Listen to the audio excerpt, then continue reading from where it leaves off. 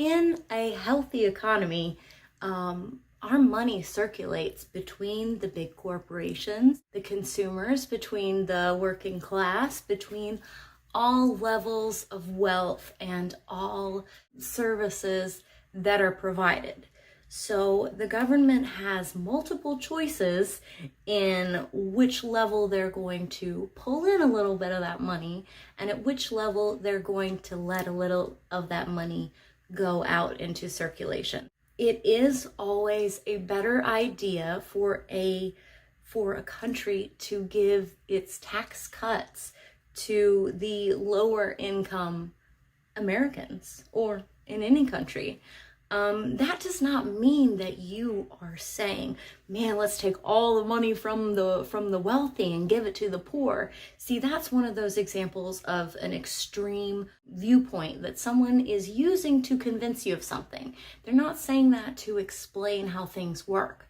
This all or nothing approach, like we're either taking all this money from the wealthy and we're giving it to the poor, or the poor don't know how to spend it and we gotta give it to the wealthy so that they can tell the poor what to do. It doesn't work like that.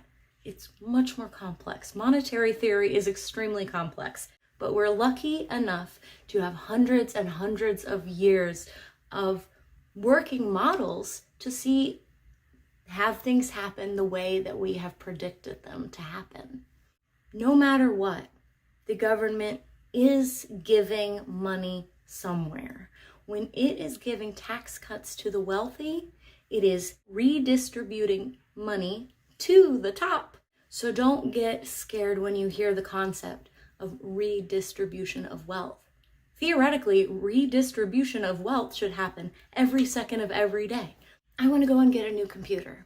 So I go in, I take the wealth that I have, I give it to the corporation. The corporation, it pays its employees. It takes that money in because there's so many different people that are coming in and they want computers. They're like, man, I need to hire more people. And so they use that money they've been getting from the computers, from the consumers, to go ahead and hire more people to make computers, to sell them, and so on and so forth.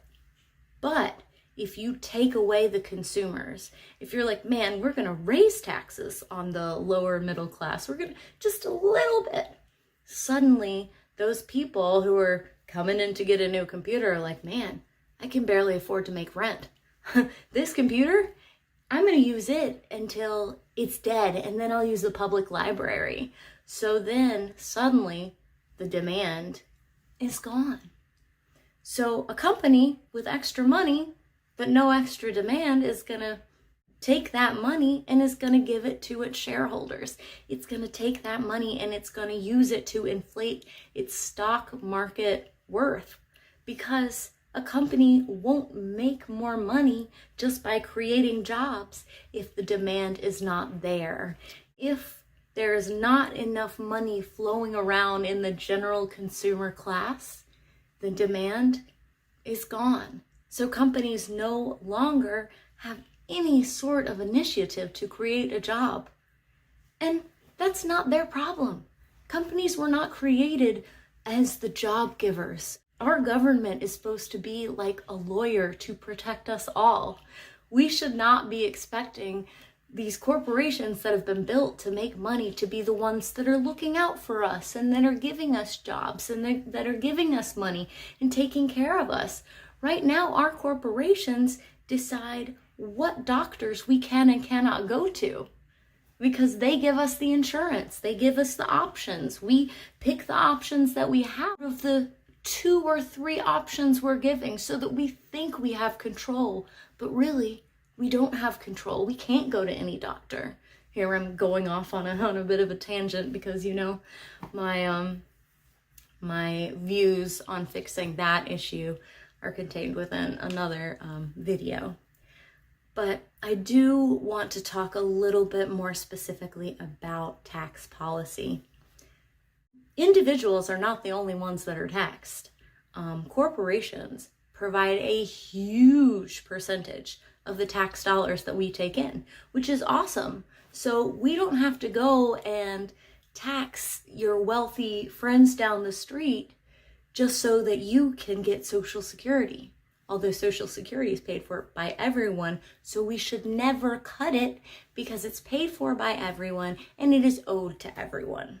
But right now we're trying to say that we're going to cut Social Security. But say we're talking Medicaid, which is for people who are more economically disadvantaged. That doesn't mean we have to go steal it from your neighbor down the street who has a few extra bedrooms. In this past year, Amazon paid $0 in federal taxes. FedEx paid $0 in federal taxes. You cannot even begin to understand the amount of money that is flowing through corporations like these, and these are not the only ones, that is not being taxed. And so the money has to come from somewhere. So your average middle-class American is forced to pay a little bit more, and it's spread over millions of people, and it makes up for these corporations that are paying nothing. But wouldn't you rather these corporations actually get taxed? Isn't it funny how when you watch television, they talk about tax cuts, but they're talking about corporate tax cuts, and instead you see nothing happen to your taxes, or maybe they go down like $1,000. Well, what about the millions over here in corporate taxes that we're skipping? There are also many tax loopholes that are just completely wide open for the taking. A lot of wealth, especially the wealth in the highest echelons, it's coming in other forms, through trading or through investments. And often those are the things that are not taxed. There's so many ways to avoid that sort of taxation. People are always talking about, oh my gosh, I'm gonna get taxed twice if I get taxed on my estate at all. But most of any sort of estate tax, and we're talking an estate that's millions of dollars, most of the time when you have millions of dollars, some of the money that you are making is coming from the appreciation in value of different stocks or different trading aspects of your investment portfolio. The answer is not to listen to someone who says it is bad, these people are raising taxes, it is bad. Because guess what? I think Amazon should pay more taxes, right? So if I decide, hey, I'm going to make Amazon and FedEx pay more taxes, do you know what you're going to hear? Oh my gosh, they're raising taxes. And you're going to be like, man, I already pay enough taxes. I don't need to pay any more taxes. But that's not true. Those are corporations that don't want the corporate tax rate to be raised. Whenever someone talks about a tax cut, or whenever someone talks about an increase in taxes, you need to think, okay, am I hearing this from a corporation? Is this a news channel? Well, that doesn't mean they're bad, but their taxes might go up, and that might not be my taxes. Their taxes might be going up, and that might just be for corporations.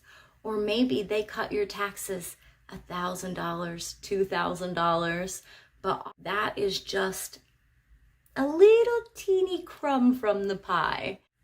Most of the tax cuts recently have gone to the 1%. If someone is wanting to talk about providing college education, guess what? Once upon a time, it was crazy to think about providing elementary school education. So don't say, oh my gosh, that's unheard of, because once upon a time we didn't provide any education. And look, we're providing it now. It's normal now. If we suddenly took away elementary schools, people would be like, there's something wrong with that, right? Don't think that these ideas for programs, for college, for childcare are really that crazy. And don't think, man, that sounds good, but my personal taxes are going to go up and I can't afford that in my budget. Because very likely A lot of what you're hearing about tax increases means that some of the corporations are going to have to hike their taxes up a little bit, but that doesn't mean that yours are going to go up. In the 50s, where everyone's saying, oh, make America great again, back in the 50s, 60s, our economy was great. Well, guess what? Corporate tax rates were vastly larger than what we have now. We're talking about 20% now. We're talking up to 80% then. And that sounds unimaginable. And honestly, to me, that sounds too high. And you'd really have to sit down with me for a long time before I'd sign on to something, because I don't believe in going to extremes. But I do understand that if we look at tax policy and we say, you know what, Americans, I'm sorry, you're not as good as the rest of the world. You can't go to any doctor. Why don't you go to Canada? Why don't you go to England? If we decide we're going to say that, we can't say that because we don't have the money. Until we work on our tax policy more, there's no such thing as not having the money. We might be spending that money somewhere else. We just found out that $6 billion was spent on rebuilding Iraq, a war that we went into because we were lied to about having weapons of mass destruction, a war that we went into, and most people look at it as a negative now. And we're spending that much money rebuilding it. Do you know how much $6 billion could do in America? Tax policy and economic policy points to our values. And we have to decide, what are our values? If you're afraid of having to have some sort of system that is being run by the government because you have been told the government is going to give you shoddy work, the government has never successfully done anything for the consumer, the government is just coming in and imposing rules and making it difficult for the little guy. Well, you know what? I just heard a story, and this is true, about a school teacher. She had a history of heart problems, and she went into the ER. She was there for hours, having told them that she has chest pains. She was there for hours, and finally she left to go to find an urgent care because after hours, they had not helped her. The doctor had not even seen her. She collapsed, trying to find another place because our ER had not seen her yet. She died on the way back to that hospital. So don't tell me that right now all of these corporations are running things so well. Don't tell me that all the people that wait for months and months after being diagnosed of cancer, months and months to get basic things, don't tell me that it's working out for them, because it's not. There are some kids who have lost their teacher because we are in a system that doesn't work. So don't believe that that terrifying system could happen if we let the government in to help us.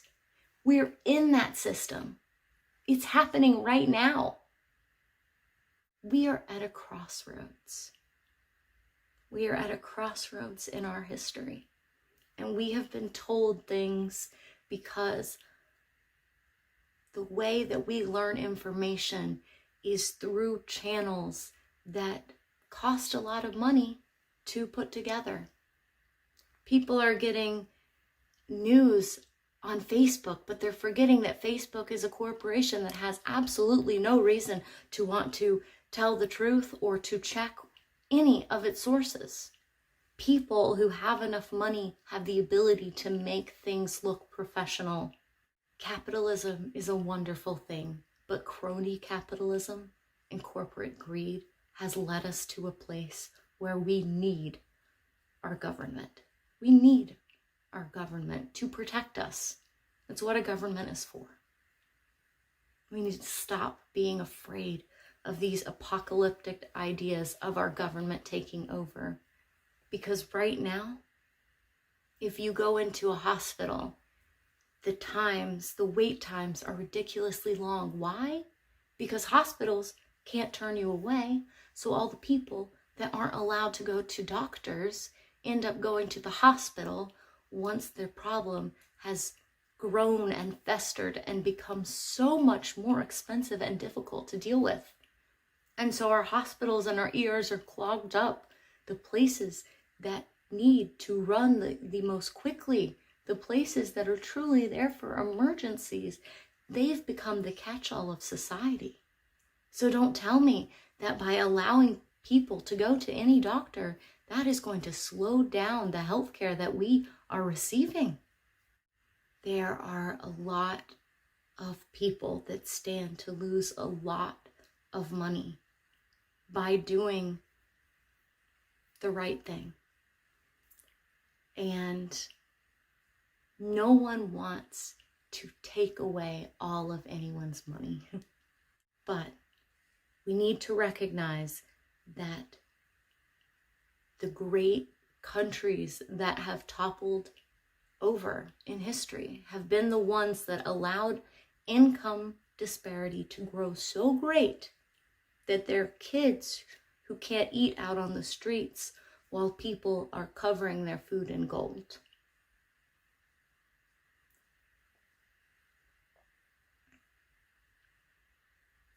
I think you can already see the beginnings of that happening. And that is why we cannot think with an all or nothing mindset. That is a childish mindset. That is a mindset that is used for an argument. That is not a mindset that is used to fix things. So if you hear someone saying, oh gosh, man, if you think taxes were better when taxes were higher, why not tax everyone at 100%? That's like saying, oh, I think you might die someday, so why don't you kill yourself right now? It is an argument, but it is not a solution. They're trying to make something seem simple that is complex. So now we have to recognize that it is time for a lot of common sense to allow the consumers to have enough money to be able to go out and buy the products. If you are not making enough money to support your family, if your wages are so low, you're telling me that that corporation is going to explode if it pays too much to its employees? Well, eventually these employees that are working so hard that aren't getting enough money, they're going to stop buying from any corporation. And then those corporations eventually do start to fail. And so then we lose jobs. And then as we lose jobs, we have the corporations tighten their belts even more. So then they take away wages from employees. So it brings the demand down even more. The best way to increase demand in a society is to pay people a decent wage so that they have the extra money to go out and to buy your good or your service. And then the corporations get the money that way. They still get it, but they get it through stimulating the economy. Money artificially pumped in the opposite direction dries up an economy. You have to understand the basic concept of supply and demand and understand that the concept of supply and demand for corporations, that is their law. They will create more jobs. They will pump more things into our economy when there's a demand, and there cannot be a demand without reasonable wages, and there cannot be a demand if the tax burden is on your average citizen and taken off of corporations. If you cut Social Security, then you cut the demand of the older folks who would come in and buy your products. Cutting the demand will make your economy sick. There is no way that you can cut demand and have a thriving economy.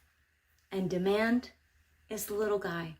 Demand is the extra money that is in the pockets of students who suddenly are not dying under a load of debt from their schools.